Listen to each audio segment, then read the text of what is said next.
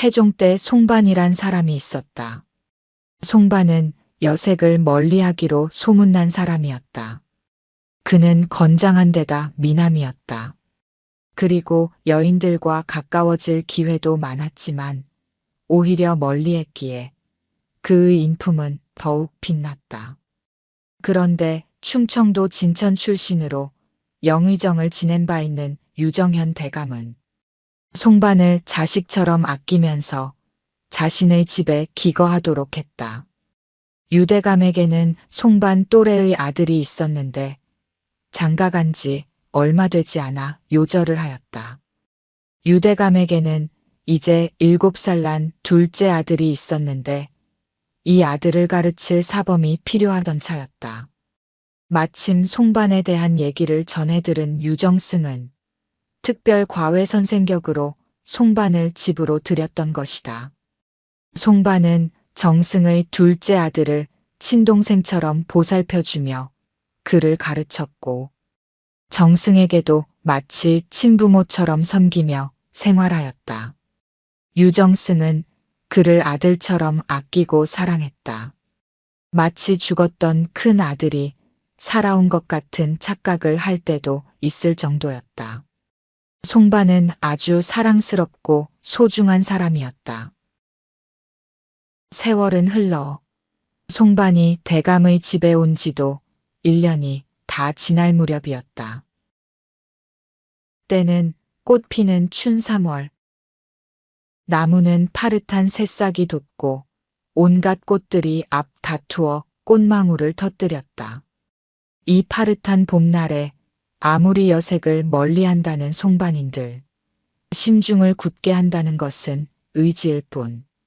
이지 목석이 아닌 바에야 송반인들 무감할 수가 있을까? 그도 인간인 것을.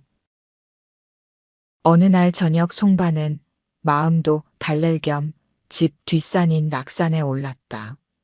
10만 인구가 산다는 장안을 둘러도 보았다. 집집마다 살구꽃이 활짝 피었다. 그런데 이 어찌 된 일인지 송반이 서 있는 맞은편 멀리 한 여인이 서 있는데 꽃인지 사람인지 분간을 할 수 없이 화사하였다. 그 여인은 몸도 움직이지 않고 곳곳하게 서서 송반만을 바라보고 서 있었다. 감히 어느 집 여인이 저리 무례하게 낯선 남정네를 눈 한 번 깜짝 않고 바라보고 있단 말인가. 미인임에는 틀림없지만 참으로 괴이한 일이로다.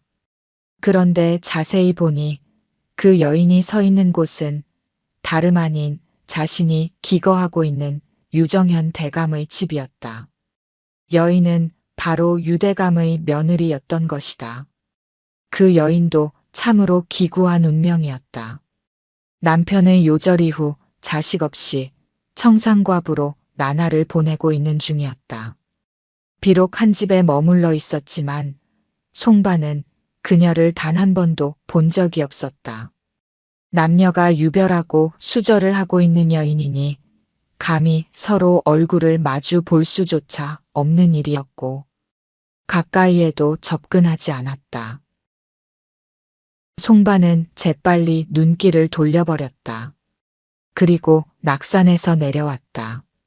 그러나 대감집 며느리는 그게 아니었었던 것 같았다. 송반에게 사모하는 마음을 가지고 있었던 것이다. 집으로 돌아온 송반은 피곤하기도 해서 일찍 잠자리에 들었다. 얼마나 잤을까? 소리가 나서 눈을 떠보니 며느리의 여종인 옥란이 문을 열고는 무언가를 내미는 것이었다.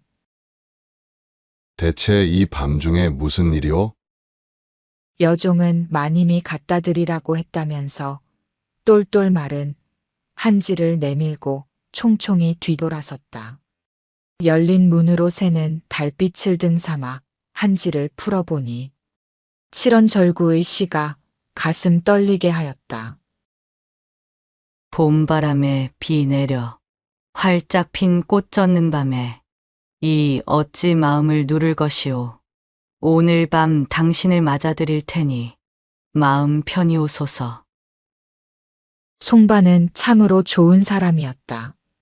주인집 과부 며느리의 이 같은 마음이 부도덕해 나무라거나 기꺼이 받아들이기보다는 젊은 여인이 혼자 살다 보니 괴롭고 힘든 것은 당연한 일. 얼마나 외로웠으면 이렇게 시를 적어 보냈을까. 이해하려 애썼다. 하지만 결코 여자를 찾아가지는 않았다. 예기치 않았던 사건으로 인해 불편해진 마음을 달래며 어느 날 밤 잠을 청하려는데 옥란이가 또 송반을 찾아왔다. 그리고 편지를 또 전해주었다. 여인의 마음을 그리도 헤아리지 못하시는지요? 제 청을 받아들이지 않으신다면 내 오늘 밤 자결을 할 것이옵니다. 기가 막힐 일이었다. 가만히 있을 수만은 없다고 생각한 송반은 의복을 갖추고 여인을 찾아갔다. 그리고 그녀에게 이야기하였다. 유정승께서 자기에게 베푼 정과 사랑을 생각하면 절대 그럴 수 없으며 도의에 벗어나는 일은 할 수 없으니 마음을 진정하고 노여움을 풀라며 달랬다. 그때였다. 밖에서는 새벽잠 없는 노인 유정승이 마당을 거닐다가 며느리의 방에서 흘러나오는 소리를 듣고 며느리 방문 앞으로 가 귀를 기울였다. 밖에서 보아하니 방 안에 두 남녀가 분명히 불륜을 저지르고 있다는 생각이 들었다. 귀 기울여 들어보니 송반과 며느리였다. 유정승은 급히 단도를 들고 와 문을 열고 내리칠 마음이 굴뚝 같았다. 그러나 다시 귀 기울이니 젊은 남자가 하는 말이 들려왔다. 오히려 여인의 마음을 가라앉히려고 예의를 지켜 말하는 소리가 역력했다. 역시 자신이 생각하는 송반은 여자를 함부로 탐하거나 도리에 어긋나는 일은 하지 않는 사람임에 틀림없었다. 유정승은 감탄하였다. 이튿날 대감은 두 사람을 불렀다. 그리고 먼저 송반에게 간곡히 부탁을 하였다. 죽은 아들 대신 자신의 아들이 되어달라고 한 것이다. 청상과부인 자기 며느리를 아내로 받아들여 함께 살자는 얘기였다. 송반은 그의 간곡한 마음을 받아들여 그 여인과 혼인하였다. 유정승은 세상에 다시 없는 시아버지요 부형이었다. 자칫 당장 쫓겨날 만한 일을 저지른 셈인데도 그 며느리를 감싸고 여색을 멀리했던 송반을 설득해 다시 그의 아들로 태어나게 한 셈이었다. 훗날 송반은 대도호 부사를 거쳐 병조 판서에 올랐다. 그 후에도 그가 지닌 인품만큼이나 빛나는 인물이었다.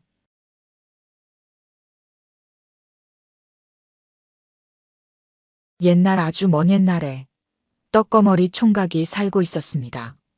머리는 크고 손발은 멀쩡했지만 마음은 참 어리숙해 바보 천치라 불렸습니다.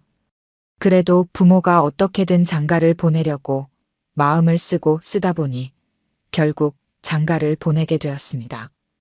혼례를 치르고 사흘이 지나자 신랑이 처가에 인사를 드리러 가야 했지요. 그런데 이 바보 신랑 워낙 어리숙하다 보니 길을 잃지 않을까, 사람 이름도 잊어버릴까, 부모 마음이 놓이지 않았습니다. 그래서 어머니는 큰 고민 끝에 아들에게 처가집 성씨부터 가르치기로 했습니다. 얘야, 내 장인어른 성씨가 뭔지 아니? 뭐 몰라요. 배씨야, 배서방이라고 해. 그러면서 배 한 개를 손에 쥐어줍니다. 이 배를 보면 배서방을 떠올릴 수 있을 거다. 고 배서방 댁으로 가거라. 그리고는 처가에 드릴 선물을 몇 가지 챙겨줍니다. 첫째는 씨암탉, 둘째는 정성껏 만든 인절미, 셋째는 막걸리. 이 막걸리는 동동주라고도 해. 장인어른이 약주를 좋아하신다더라. 신랑은 어머니가 시키는 대로 이것저것 챙겨들고 길을 나섰습니다. 신랑은 12개나 되는 개울을 건너야 했습니다. 첫 번째 개울을 건너는 순간 발이 미끄러져 손에 들고 있던 배가 물에 퐁당 빠져버렸습니다. 건져보니 꼭지만 남았습니다. 아, 이제 그 배 서방이라는 이름이 기억이 안 나네. 가만히 생각하던 신랑. 손에 남은 꼭지를 보고는 혼자 중얼댔습니다. 그래, 꼭지 서방이었지. 이렇게 신랑의 기억은 엉뚱하게 바뀌어 버립니다. 조금 더 가다 보니 배가 고파졌습니다. 가방 속 인절미를 꺼내 먹었습니다. 한 입 두 입 결국 다 먹고 나니 남은 건 아무것도 없었습니다. 이게 뭐였더라? 아, 맞다. 쫙 늘어났다가 쏙 줄어드는 그거. 맞아, 이건 늘어 움츠리기였어. 또 한참을 걷다가 목이 마르자 동동주를 꺼내 마셨습니다. 술맛이 그만이라 홀짝홀짝 다 마셔버렸지요. 술병 흔들릴 때 들리던 소리가 떠오릅니다. 쫄랑쫄랑, 아, 맞다. 이건 쫄랑쫄랑이었지. 그러고 있는데 갑자기 씨암탉이 바구니에서 펄쩍 뛰어올라 날아가 버립니다. 푸두득 푸두득 꼬꼬.